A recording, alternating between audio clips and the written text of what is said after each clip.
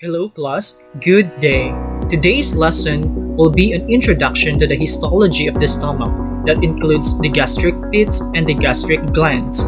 By knowing these concepts, will give you an idea on the mechanism of actions of certain drugs affecting the gastrointestinal secretions, because later on we will be talking about your drugs such as the histamine type 2 receptor blockers or antagonists, antacids, antipeptic agents, proton pump inhibitors, and lastly, the prostaglandin analogs. Now moving forward on the histology of the stomach, it is said to be that the mucosal surface of the stomach forms a numerous tube-like gastric pit. If you can see there, the gastric pit. This is the gastric pit.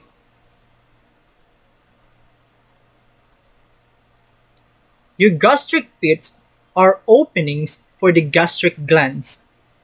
And the other side, this is your gastric glands. The gastric glands actually secretes a complex digestive fluid, or also known as your gastric juices or gastric secretions. Take note, your gastric glands secretes complex digestive fluid, or also known as your gastric juices.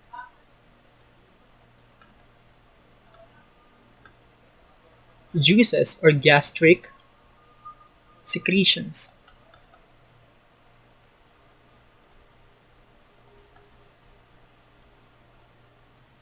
Approximately, there are about 2 liters of your gastric juices or gastric secretions produced each day. Again, 2 liters per day. On the other hand, the walls of your gastric pits are primarily made up of your mucous cells, or also known as your surface mucous cells. Okay, this is your surface mucous cells, or also known as your foveolar cells. Foveolar cells.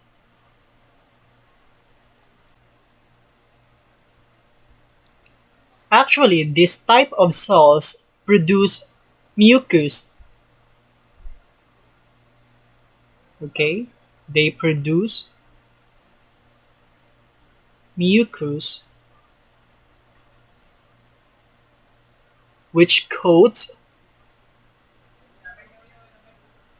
and protects the stomach lining and protects the stomach lining.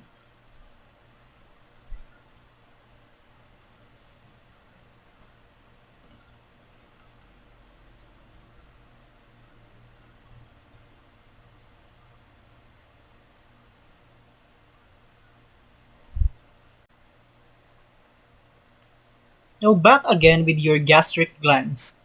Your gastric glands are the one that produce gastric juice or your gastric secretion. Okay, they produce gastric juice or gastric secretions.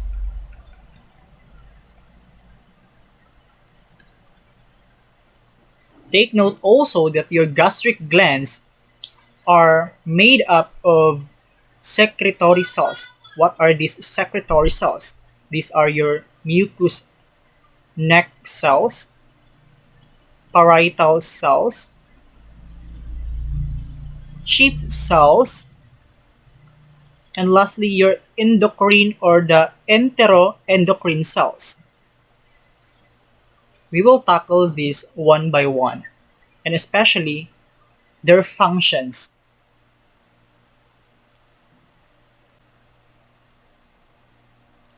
Okay, the first type of cells that I mentioned are your mucous neck cells. Your mucous neck cells actually they produce a thin acidic mucus, or they secrete. Okay, then they secrete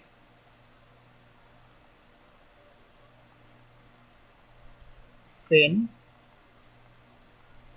acidic mucus.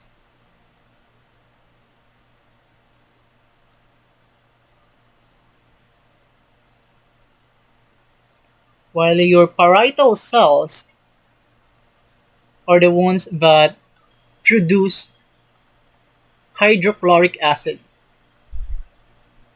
Produce hydrochloric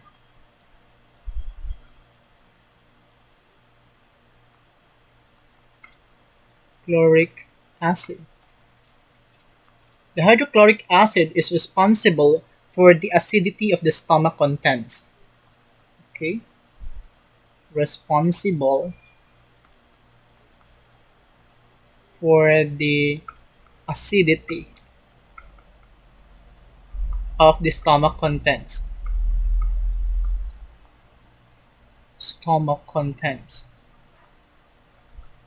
With a pH of at least 1.5 to 3.5. Okay? Or potential for hydrogen, that is 1.5 to 3.5. Take note also that your parietal cells produce intrinsic factor. Okay, produce intrinsic factor. Intrinsic factor, take note that it is important for the absorption of your vitamin B12, or also known as your cobalamin. Vitamin B12, also called as your cobalamin.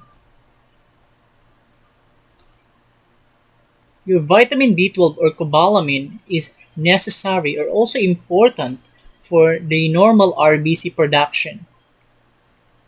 For normal RBC, red blood cells production.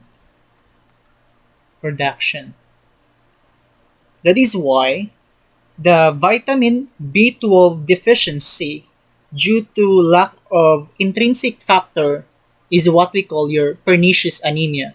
So the complication here is the development of your pernicious anemia. Your pernicious anemia happens when there is deficiency of vitamin B12 due to lack of intrinsic factor. Again, pernicious anemia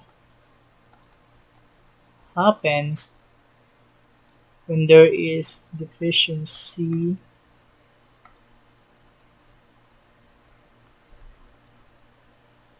of vitamin B12, or also called as your cobalamin, due to lack of intrinsic factor.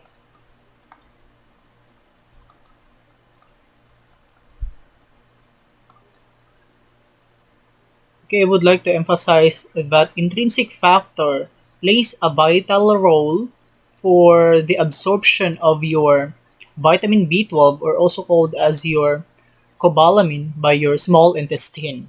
Okay, take note for that about your intrinsic factor that is primarily produced by your or secreted by your parietal cells.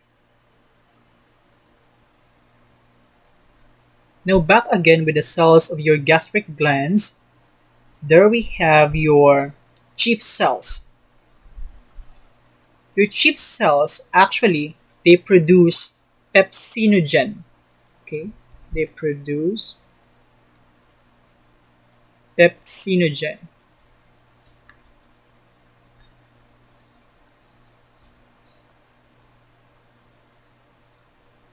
Take note that your pepsinogen is said to be the precursor of pepsin. Okay, precursor of pepsin.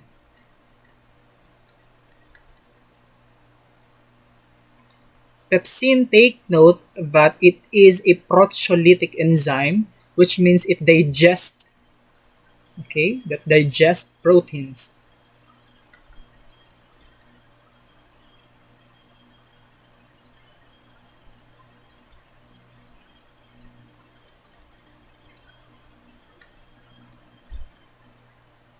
Take note also that the hydrochloric acid is needed to convert pepsinogen into pepsin.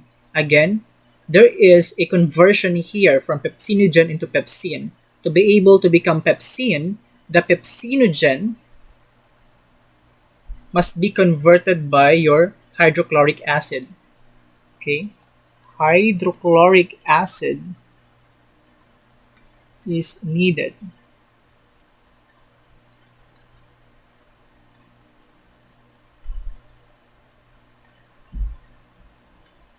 to convert pepsinogen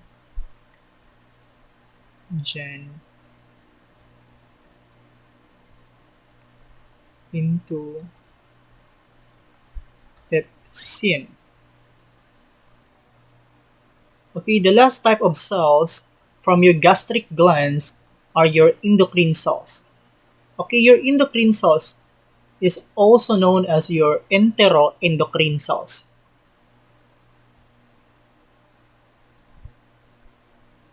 Okay, also known as your enteroendocrine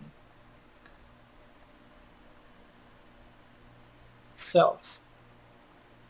Take note that your endocrine cells or enteroendocrine cells, they produce regulatory hormones. They produce regulatory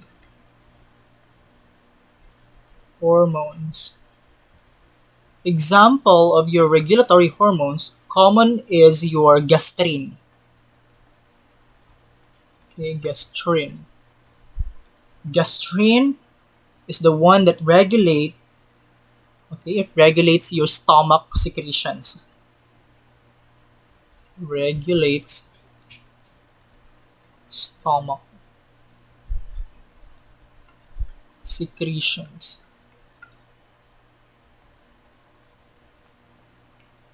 Usually your gastrin is triggered by the presence of amino acids and peptides. Okay, triggered by the presence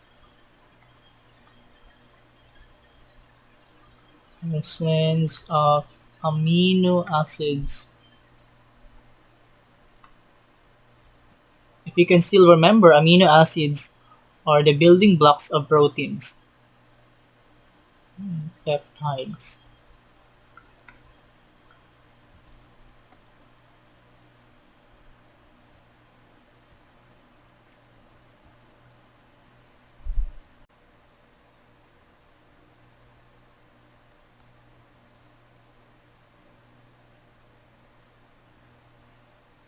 Now, the last segment of this lecture, I'd like to emphasize the different types of receptors that can be located at the surface of your parietal cell.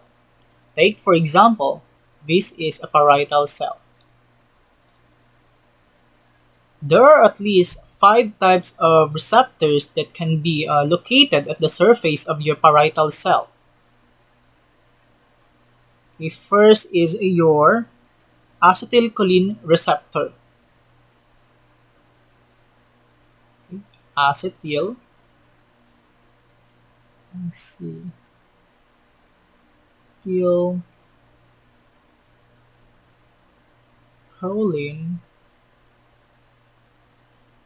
receptor. The other receptor is your histamine type 2 receptor. Histamine type 2 receptor. The other one receptor is your gastrin receptor.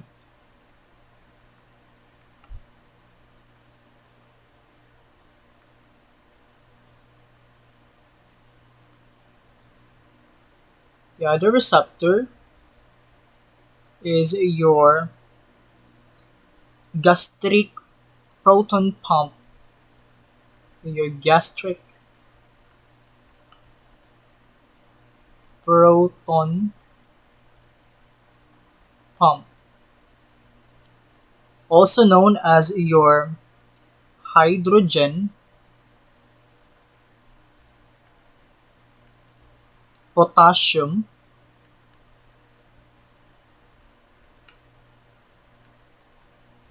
adenosine triphosphatase, adenosine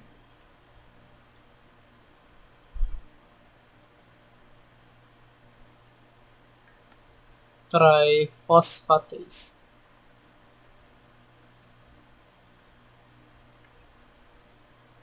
or they are commonly abbreviated into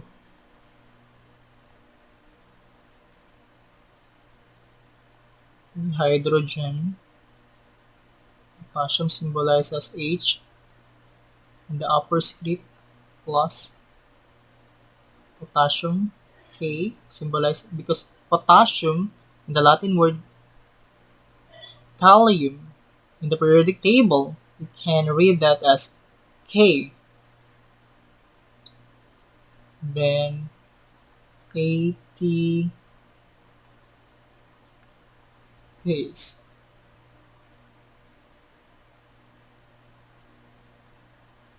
Okay, the last type of receptor that can be located in your parietal cell. Okay, this is a parietal cell, is your prostaglandin receptor. Prostaglandin receptor.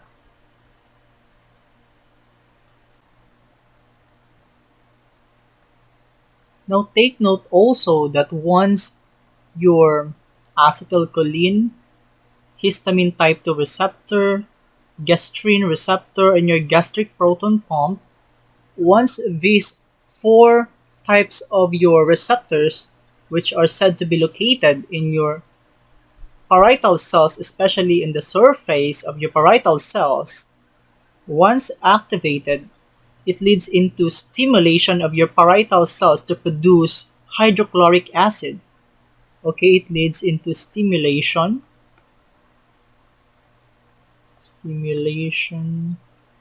of hydrochloric acid secretion.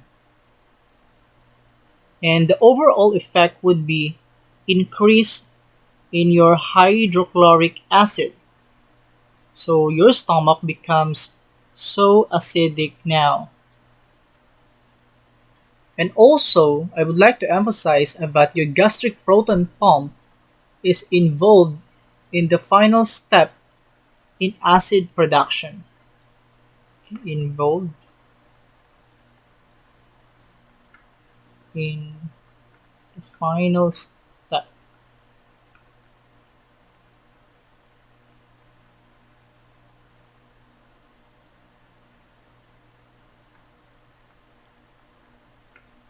in acid production.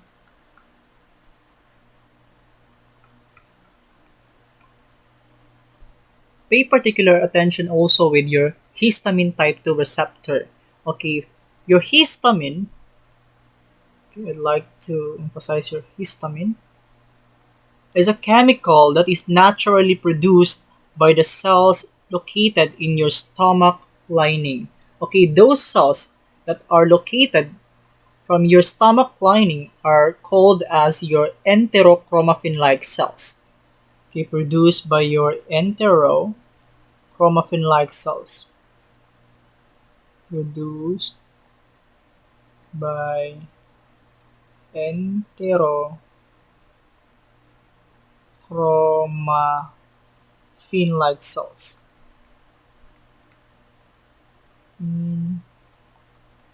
Like cells. Actually, the release of histamine is triggered by the presence of food in the stomach. Okay, triggered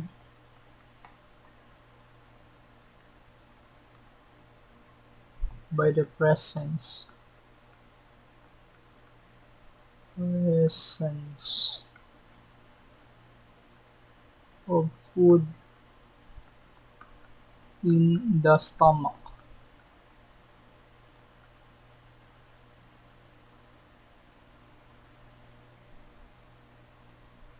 Lastly is your prostaglandin receptor. Once activated, it leads into inhibition of the gastric acid secretion. Again, inhibition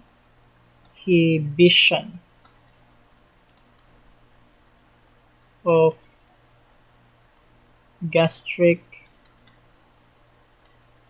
acid secretion. And the overall effect would be decreased hydrochloric acid, which is said to be opposite to the effect of those other mentioned receptors such as your acetylcholine receptor, histamine type 2 receptor, gastrin receptor, and those gastric proton pump or hydrogen potassium adenosine triphosphatase, which has an overall effect that is your increased hydrochloric acid.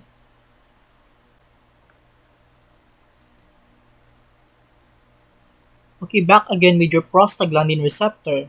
I know that in your mind, you are so familiar with the term prostaglandin.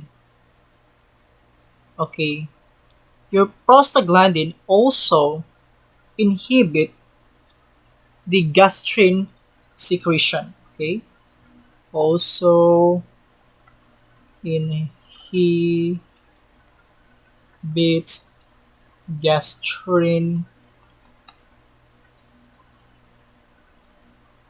secretion.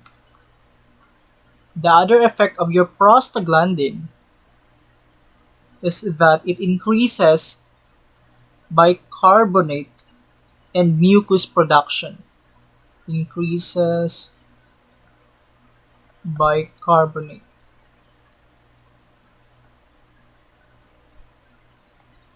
carbonate and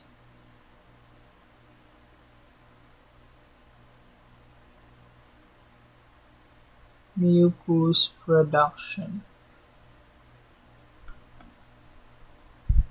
And by the presence of your bicarbonate, since it is an alkaline solution, and also with your mucus production, by the presence of these two substances, helps protect the stomach lining from the damaging effect of your hydrochloric acid.